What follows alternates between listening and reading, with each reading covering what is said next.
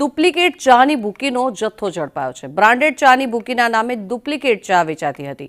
સુખનાથ ચોક વિસ્તારમાં મોડી રાત્રે દરોડા પાડવામાં આવ્યા। 417 કિલો ચાની ભૂકીનો જથ્થો જપ્ત કરાયો છે।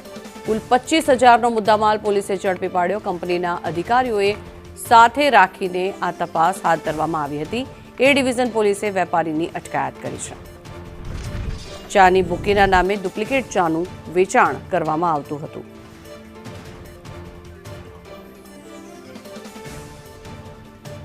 તો 25,000નો મુદ્દામાલ પોલીસ દ્વારા ઝડપી પાડવામાં આવ્યો છે। ડુપ્લિકેટ ચાની ભૂકીનો વેપાર કરવામાં આવતો હતો। વાઘ બકરી કે જે બ્રાન્ડેડ ચા છે તેની ડુપ્લિકેટ ચા બનાવવામાં આવતી હતી અને તેનું વેચાણ કરવામાં આવતું હતું।